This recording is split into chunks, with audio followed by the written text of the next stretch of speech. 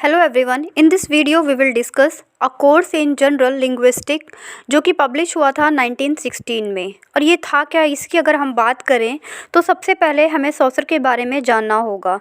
The thinking of Swiss linguistic Ferdinand they saucer, the concept of structuralism was developed by saucer in his book.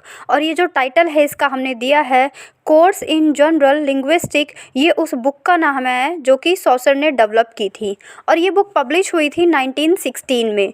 जो saucer है वो बोलते हैं कि हर चीज़ जो है वो एक स्ट्रक्चर पे बेस है, हर चीज़ का एक स्ट्रक्चर है। उसी तरह से जो लैंग्वेज है, जो लिंग्विस्टिक है, उसका भी एक स्ट्रक्चर है। It was saucer who focused not on the historical aspect of language but on the underlying system of language and called his theory seismology. उन्होंने सिर्फ इस पे फोकस नहीं किया कि इसके हिस्टोरिकल एस्पेक्ट कौन कौन से हैं लैंग्वेज के, बल्कि उन्होंने इसके सारे एस्पेक्ट्स को बेसिकली अगर हम बात करें तो सिस्मोलॉजी पे इन्होंने फोकस किया है।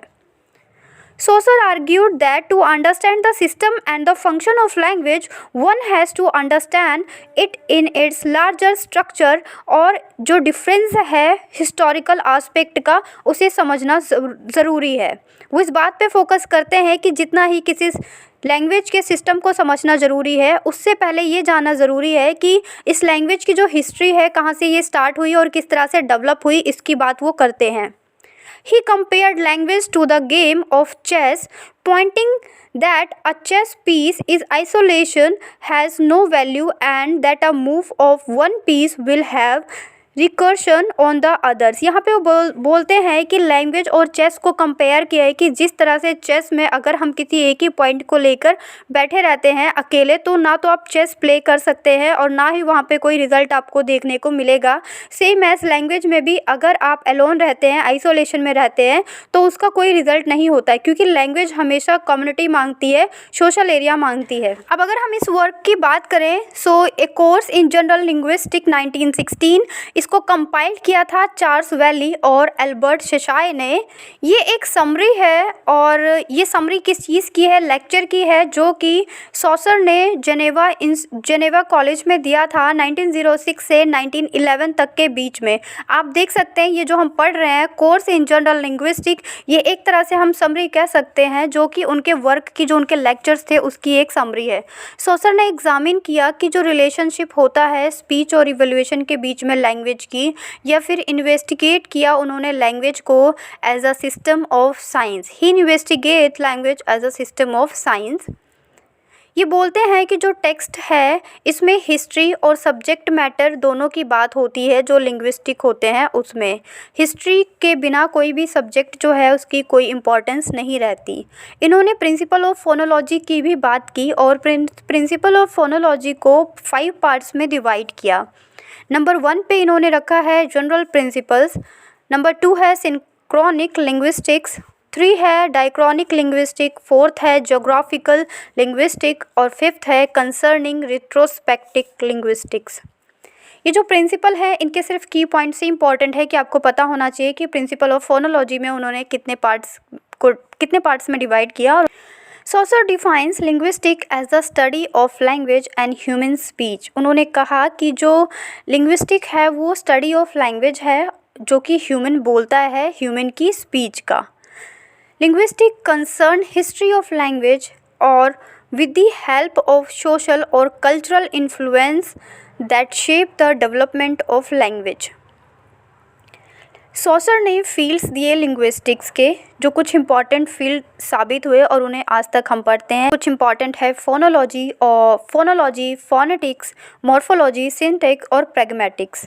अगर हम इनके बारे में इनके डेफिनेशन को जान लें कि फोनोलॉजी क्या होता है, तो फोनोलॉजी का मीनिंग होता है साउंड पैटर्न और लैंग्वेज को पढ़ना, इसको बोलते हैं फोनोलॉजी।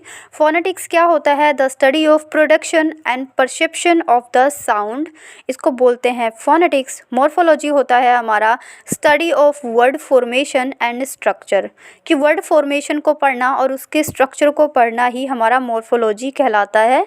सिंटैक्स होता है हमारा study of grammar and sentence structure, basically यहाँ पे ग्रामर को फोकस करना है।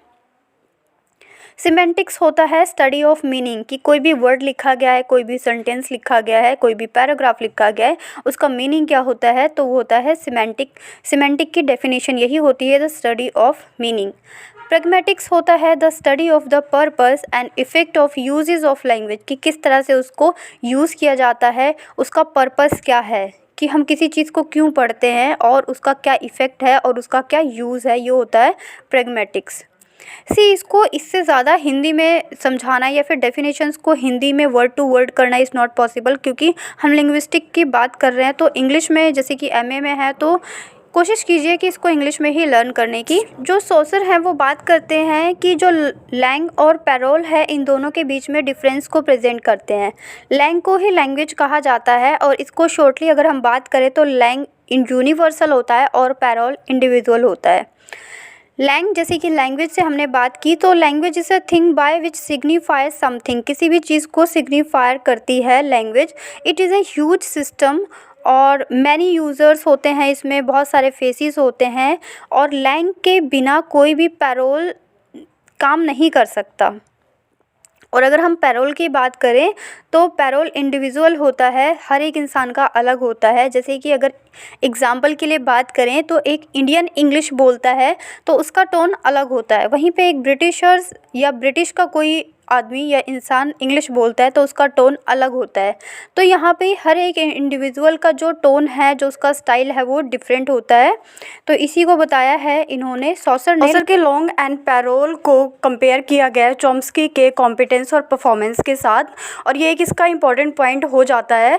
ये एग्ज़ाम पॉइंट ऑफ व्यू से नहीं, क्योंकि ये 2018 या फिर 19 में कह सकते हैं सेम क्वेश्चन रिपीट हुआ था कि चॉम्स्की के कॉम्पिटेंस और परफॉर्मेंस को किसके साथ कंपेयर किया गया है, और जो उसका आंसर था वो था सॉसर पैरोल के साथ। और सेम ऐसा क्वेश्चन जो पैरोल के ऊपर पूछा था, आई थिंक इट्स ऑन 2019 और 18, it's not sure, but question यही था कि जो पैरोल होते हैं वो क्या होते हैं, और उसके 4 ऑप्शंस थे। तो वहाँ पे जो पैरोल है वो क्या होता है, आपको पता होगा कि पैरोल जो है वो इंडिविजुअली वर्क करता है, और जो लैंग है वो यूनिवर्सल में वर्क करता है। तो लॉन्ग और पैरोल ये दोनों जो टॉपिक्स हैं, और जो चॉम्स्की के कॉम्पिटेंस और परफॉर्मेंस है, ये दोनों एक दूसरे के साथ कंपेयर किया है सॉसर ने। इन दोनों को बोला है कि एक ही बात है, दोनों में एक ही चीज़ को रिप्रेजेंट किया गया है। और ये दोनों टॉपिक्स जो हैं पैरोल और लॉन्ग, ये दोनों ही इंडिविजुअली भी बहुत ज़्यादा इंपॉर्टेंस रखते हैं नेट पॉइंट ऑफ व्यू से। इन्होंने अपने लेक्चर में एक्सप्लेन किया है कि language is link between thoughts and sound and is a mean for thoughts to be expressed as sound. इन्होंने बताया कि जो लैंग्वेज है वो क्या है, ये रिलेशन है, या फिर हम कह सकते हैं 2 चीज़ों के बीच का लिंक है। 2 चीज़ें कौन कौन सी हैं, थॉट्स और साउंड। थॉट्स, जैसे कि कोई भी चीज़ आपके दिमाग में आई, कोई थॉट आपके दिमाग में आया, आपके दिमाग में आया कि आपको मूवी देखनी है, या आपके दिमाग में आया कि आपको पढ़ना है, या आपको पानी मांगना है, यू वांट टू वाटर। तो यहाँ पे ये थॉट आपके दिमाग में आया। अब जो साउंड है, आपको कोई चीज़ चाहिए तो आप उसे कैसे बोलेंगे, आप जब बोलते हैं तो साउंड प्रोड्यूस होती है। इसीलिए सॉसर ने बोला कि जो लैंग्वेज है वो इन दोनों का लिंक दिखाता है, साउंड और थॉट का। Saussure says that language is really a borderland between thought and sound, जहाँ पे थॉट और साउंड दोनों को मिलाकर कम्युनिकेशन होता है, या कम्युनिकेशन थॉट और साउंड के बिना पॉसिबल नहीं हो सकता। अब इस एग्ज़ाम्पल के लिए हम समझ सकते हैं कि सपोज़ किसी का अगर टंग में कोई प्रॉब्लम है और वो ठीक से बोल नहीं सकता, इट मीन्स कि जो साउंड है वो उसके माउथ से प्रोड्यूस नहीं होगी, और जब तक साउंड प्रोड्यूस नहीं होगी कम्युनिकेशन का प्रोसेस नहीं होगा, या फिर वो अपनी बातों को दूसरों को एक्सप्रेस नहीं कर सकता। तो चाहे जितने थॉट्स उसके दिमाग में आते रहे, उन थॉट्स को वो साउंड के हेल्प से प्रेजेंट नहीं कर सकता, कम्युनिकेट नहीं कर सकता, बट हाँ वो अपने थॉट्स को लिख सकता है। लेकिन अगर यहाँ पे हम साउंड की बात करते हैं तो ऐसा नहीं होता। यहाँ पे दूसरा एग्जांपल हम स्पेशल नीड चाइल्ड का ले सकते हैं कि कोई चाइल्ड है जो बहुत ज़्यादा ब्रिलियंट है और बहुत ज़्यादा थॉट जो है, उसका माइंड बहुत ज़्यादा थॉट या थिंकिंग में बिजी रहता है, लेकिन उसका जो टंग है वो नहीं है, वो बोल नहीं सकता। जब टंग नहीं है तो वो साउंड प्रोड्यूस नहीं कर सकता।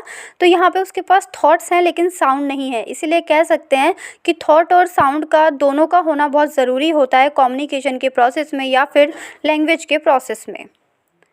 नेक्स्ट ऑथर बोलते हैं language is a product of the speakers communication of sine to the listeners.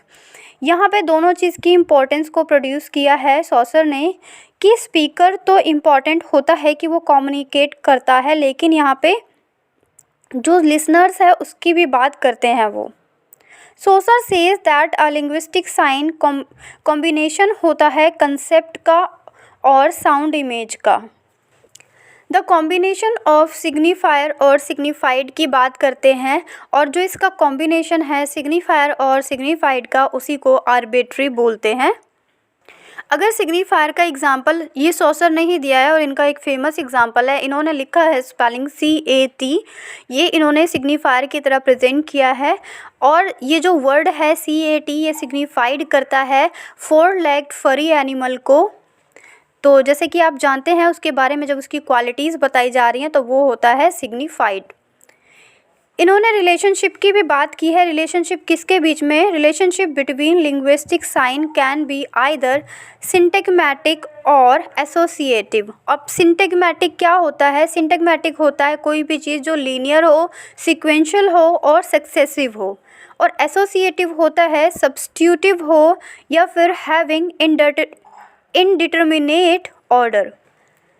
ये डिफाइन करते हैं सिस्मोलॉजी को। Semiology as the study of sign and जो लिंग्विस्टिक पार्ट होता है सिस्मोलॉजी को, जो लिंग्विस्टिक है वो सिस्मोलॉजी के अंदर आता है, उसका पार्ट होता है। A written word is an image of a vocal sign. इसकी बारे में बात करते हैं सॉसर कि कोई भी रिटन जो वर्ड है वो एक इमेज होती है वोकल साइन का। Saucer argues that language is a structural system. वो हमेशा से ही बोलते आए हैं कि जो लैंग्वेज है वो एक स्ट्रक्चरल सिस्टम पे बेस है। जैसे कि स्टार्टिंग में डिस्कस किया कि इनके अकॉर्डिंग हर एक चीज़ का एक स्ट्रक्चर होता है, और इन्होंने लैंग्वेज के भी स्ट्रक्चर की बात की है। स्ट्रक्चर सिस्टम होता है आर्बिट्री साइन का। वहीं दूसरी तरफ जो सिम्बल्स हैं वो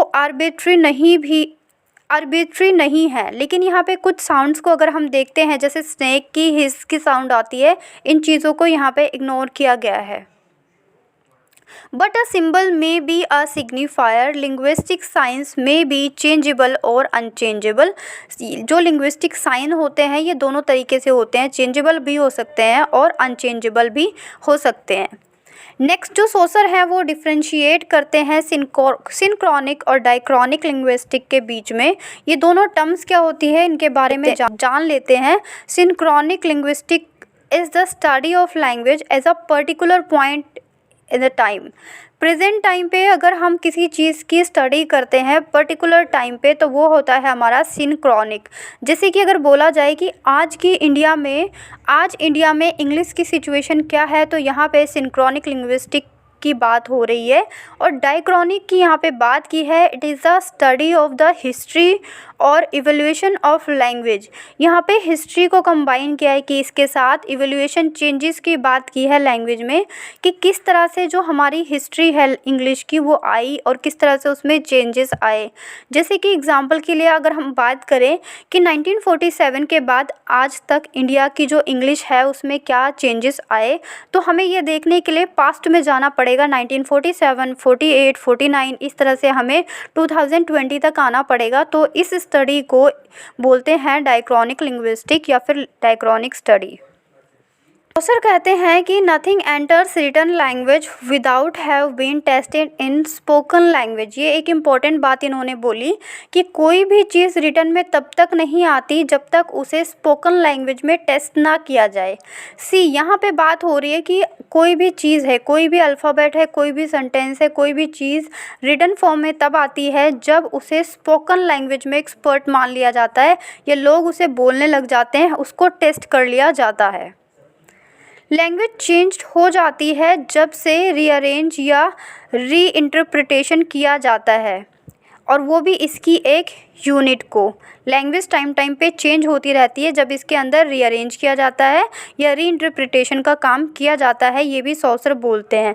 सॉसर का जो ऐसे था या जो इनके लेक्चर थे आप देख सकते हैं 1906 से लेके 1911 तक के बीच में जो इनके लेक्चर्स थे इन्हीं को बोला गया है ए कोर्स इन जनरल लिंग्विस्टिक्स। तो अगर आपको लग रहा है कि जो भी पढ़ाया जा रहा है वो आपके कोर्स से बाहर है, तो ऐसा बिल्कुल भी नहीं है।